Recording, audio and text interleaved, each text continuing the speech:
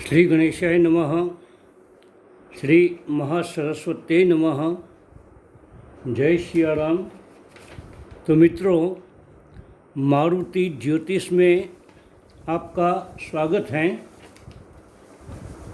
आज हम बात करने जा रहे हैं ग्रहों की पंचधा मैत्री। अब पंचधा मैत्री कैसे देखते हैं उसका हम आज विचार करेंगे। तो पहले जान लेते हैं ग्रहों की नैसर्गिक मैत्री को। तो एक ग्रहों की नैसर्गिक मैत्री का कोष्टक दिया हुआ है। जैसे ये ग्रह हैं तो सूर्य के मित्र कौन है, सम कौन है और शत्रु कौन है। ऐसे ही हर एक ग्रहों के मित्र, सम और शत्रु इस कोष्टक में दिए गए हैं। और ग्रहों की तात्कालिक मैत्री उसको भी यहाँ समझाया गया है। ग्रह जिस भाव में हो वहाँ से ग्रहों की तात्कालिक मैत्री या शत्रुता देखी जाती हैं। किसी भी ग्रह से दूसरे, तीसरे, चौथे, 10वें, 11वें और 12वें स्थान में बैठा हुआ ग्रह तात्कालिक मैत्री दर्शाता है। और ग्रह जिस भाव में हो वहाँ से पहले, 5वें, 6ठे, 7वें, 8वें और 9वें भाव में बैठा हुआ ग्रह शत्रुता दर्शाता है। दोनों कोष्टक के अंदर मित्र होते हैं तो मित्र प्लस मित्र अधिमित्र होते हैं। एक में सम, एक में मित्र, तो ये मित्र होते हैं। एक में मित्र, एक में शत्रु, तो सम कहा जाता है। और एक में सम और एक में शत्रु अगर हैं तो उसे शत्रु माना जाता है। और दोनों भावों में शत्रु अगर होते हैं तो ये अधिशत्रु माना जाता है। तो एग्जाम्पल के रूप में हमने एक कुंडली लिया है। यह है 16 नवंबर 1973 सवेरे 5:15 के समय पर ये जातक का जन्म हुआ है। और ये कुंडली में मैंने राशि का उल्लेख नहीं किया है, क्योंकि हमें पंचधा मैत्री ही देखना है, तो उसमें राशि देखना जरूरी नहीं है। तो हम शुरुआत करते हैं। गुरु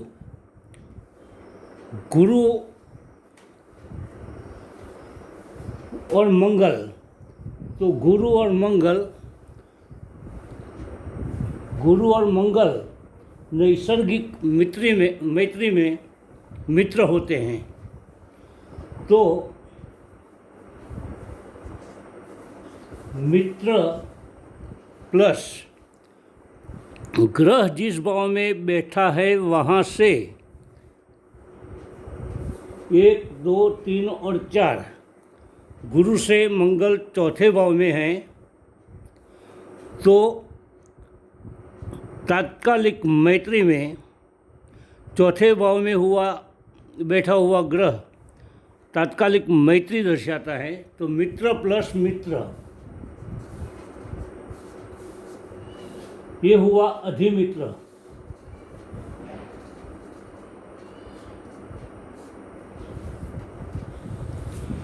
मित्र प्लस मित्र अधिमित्र हुआ। अब गुरु से शनि को देखते हैं। तो गुरु और शनि एक दूसरे के लिए सम है। सम का मतलब होता है न मित्र और न शत्रु। तो गुरु और शनि सम है।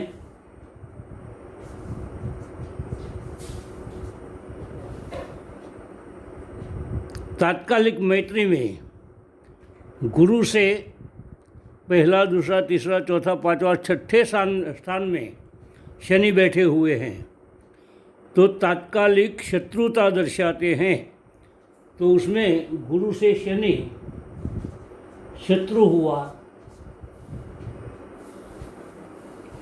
तो सम प्लस शत्रु, सम प्लस शत्रु, तो ये शत्रु होता है।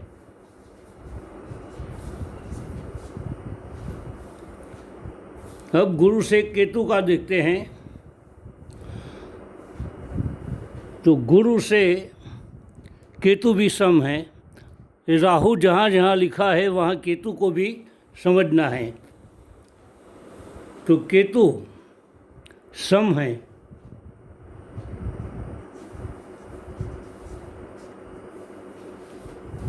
अब केतु गुरु से पहले, दूसरे, तीसरे, चौथे, पांचवें और छठे स्थान में बैठा हुआ है। छठे स्थान में बैठा हुआ ग्रह तात्कालिक शत्रुता दर्शाते हैं। तो सम वत्ता शत्रु, तो ये भी शत्रु हुआ। अब गुरु से चंद्र को देखते हैं। गुरु और चंद्र मित्र हैं। नैसर्गिक मैत्री में गुरु और चंद्र मित्र हैं। और गुरु से चंद्र पहला, दूसरा, तीसरा, चौथा, पांचवा, छठा और सातवें स्थान में बैठा है। सातवें स्थान में बैठा हुआ ग्रह शत्रुता दर्शाता है। तात्कालिक मैत्री में शत्रु, तो मित्र प्लस शत्रु, मित्र प्लस शत्रु हुआ सम।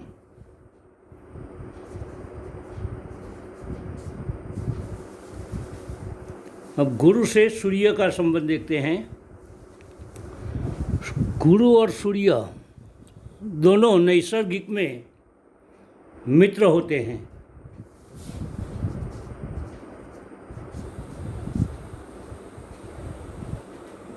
और गुरु से सूर्य 1, 2, 3, 4, 5, 6, 7, 8, 9, 10, 10वें स्थान में बैठे हुए हैं सूर्य। तात्कालिक मैत्री में सूर्य 10वें स्थान में बैठा हुआ है, इसलिए मित्र होता है। तो मित्र प्लस मित्र, ये हुआ अधिमित्र।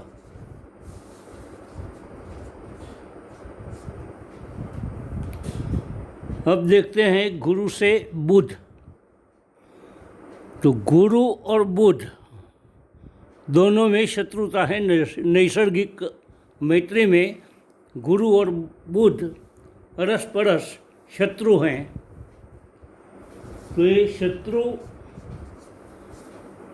प्लस तात्कालिक मैत्री में गुरु से 1, 2, 3, 4, 5, 6, 7, 8, 9, 10, 10वें स्थान में बुध बैठे हुए हैं। तो 10वें स्थान में बैठा हुआ ग्रह मैत्री दर्शाता है तात्कालिक मैत्री में। तो ये हुआ मित्र, शत्रु प्लस मित्र, शत्रु प्लस मित्र, ये हुआ सम।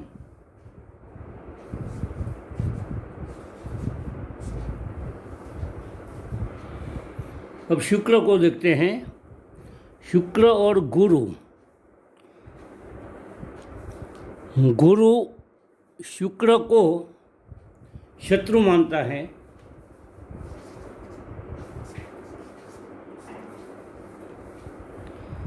और तात्कालिक मैत्री में 1, 2, 3, 4, 5, 6, 7, 8, 9, 10, 11 और 12वें स्थान में गुरु से 12वें स्थान में शुक्र बैठे हुए हैं। तो तात्कालिक मैत्री में मैत्री दर्शाता है। तो शत्रु प्लस मित्र,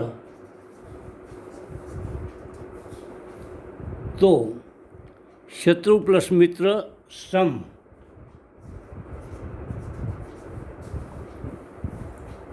ऐसे राहु को देखते हैं। गुरु और राहु सम है।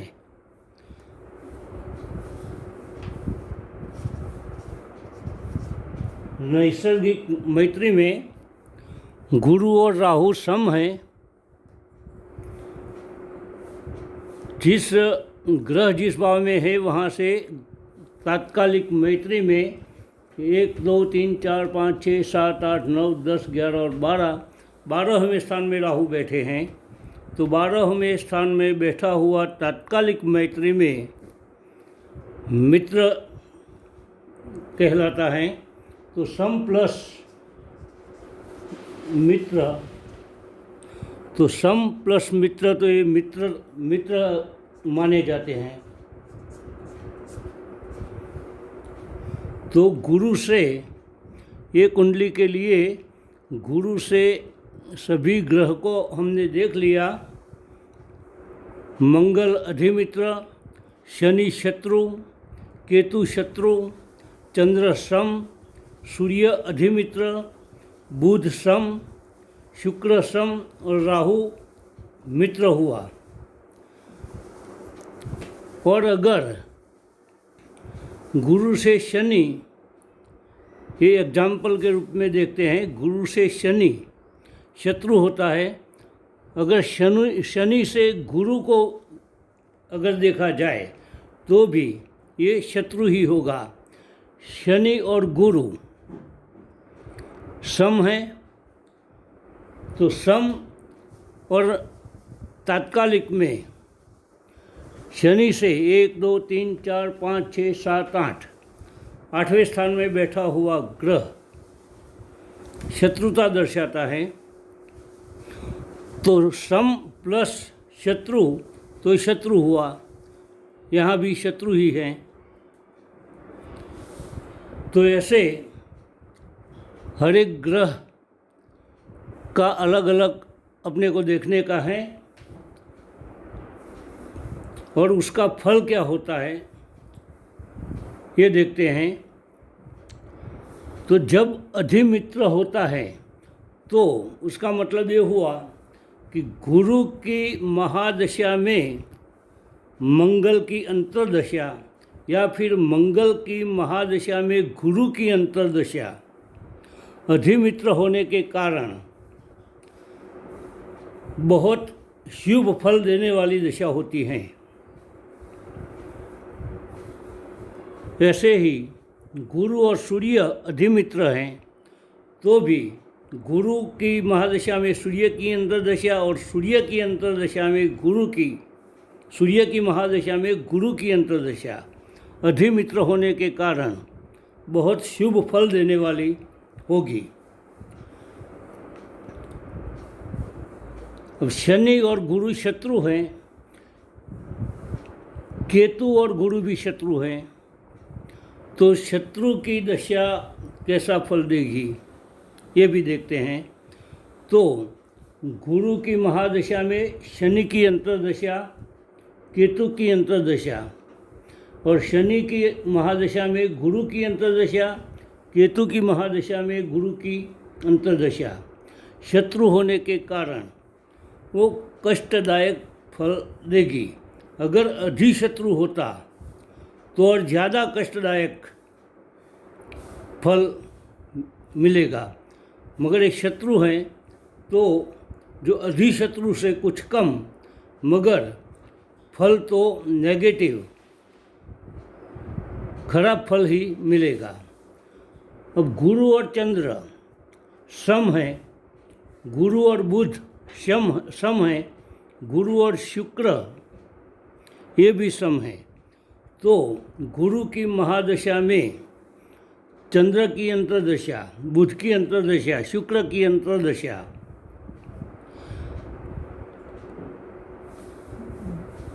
नेगेटिव फल भी नहीं देगी और पॉजिटिव भी फल नहीं देगी। वो सामान्य फल जैसे चलता है ऐसा ही चलेगा। ऐसे ही शुक्र की, बुध की और चंद्र की महादशा में जब जब गुरु की अंतर्दशा आएगी तो भी वो सम होने के कारण तकलीफ रूप नहीं होगा। अब गुरु और राहु मित्र हैं पंचधा मैत्री में गुरु और राहु मित्र हैं, तो गुरु की महादशा में राहु की दशा ये जातक को शुभ फल देगी। जैसे कि अधिमित्र हो अगर होता तो ज़्यादा शुभ फल देगा, मगर ये शुभ फल अशुभ फल नहीं देगी। गुरु की महादशा में राहु की अंतर्दशा और राहु की दशा में महादशा में गुरु की अंतर्दशा शुभ फल ही देगी। तो ये पंचधा मैत्री को हमने जान लिया। ऐसे ही सभी ग्रहों का दूसरे ग्रहों के साथ कैसा पंचधा मैत्री कैसी है वो देखने के बाद सभी दशाओं में किस किस दशा में अंतर्दशा में शुभ अशुभ फल मिलेगा वो हम पंचधा मैत्री से जान सकते हैं। अगर आपको हमारा ये वीडियो पसंद आया है तो लाइक ज़रूर करना, सब्सक्राइब अगर नहीं किया है तो सब्सक्राइब करना। जय सिया राम।